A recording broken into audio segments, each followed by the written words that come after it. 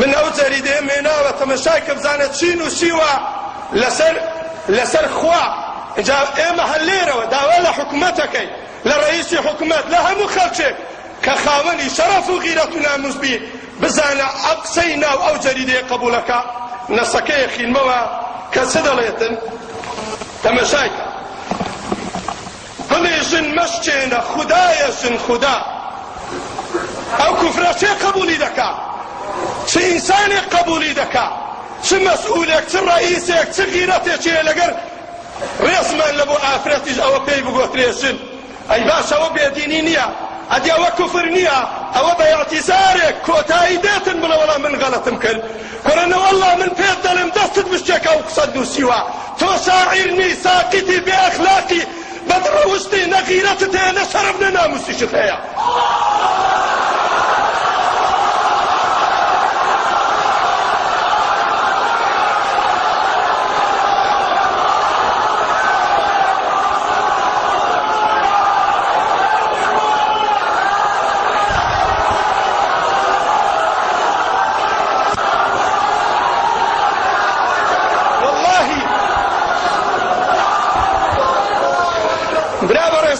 وامان لێ هاتووە بڵێن من بەجێ پیاوانی تێدا نەماوە، چونکە ناتوانین بڵێن بۆ جون بەخوا دەی، بۆ غیرەتمان نەماوە، جورەتمان نەماوە. ئینسانێکی شاعیری ناشاعیر بە دڕەوشتی نەفس نەزم قیت بیتەوە ئەو هابرێ لەوەش خراتر. بزانە چی دەڵێ ئەو بێدین و بە دڕەوشتە کاتێک خوددا ئادەم و حەوای لە بەهەشت دەرکرد خوا پەشیمان بووە، خوا لە فعلی خۆی پەشیمان دەبتەوە، ڕوو درۆش بێ، خوا تۆرەی خەڵکت لێ بکاتەوە.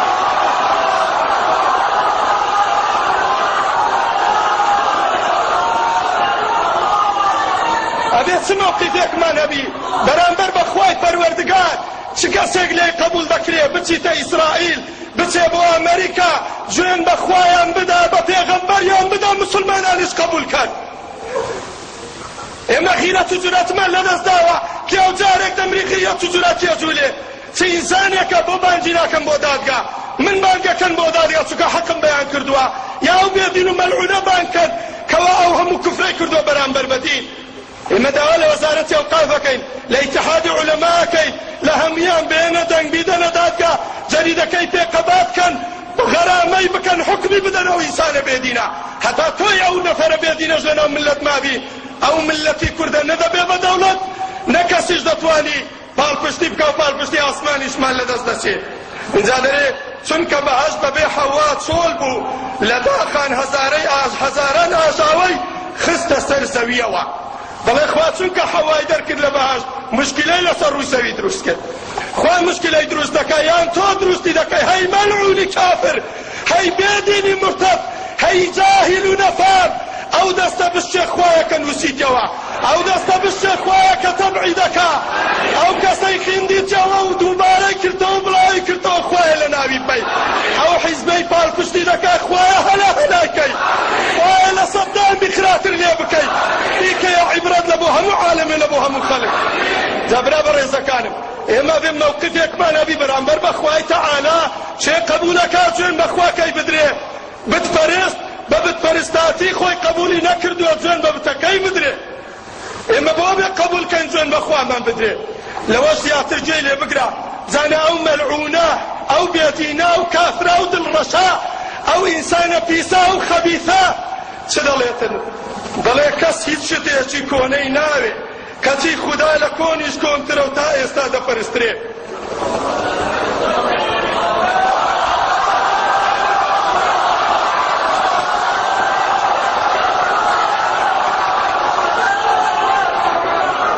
خەڵک شتی کۆنی ناوێ، بەڵێ خوداش کۆم بووە وەلعیاذ بالله نابێ بپەرسترێ. کورە مەلعونی بێدین، تۆ ناتوانی عەقیدەی موسڵمان وا لێ بکەی کەوا موسڵمان واز لەو پەروەردگارە بینێ، تۆ ڕوودڕەشە، تۆ بێدینی، تۆ کافری، تۆ مەلعونی، تۆ کۆنەپەرستی.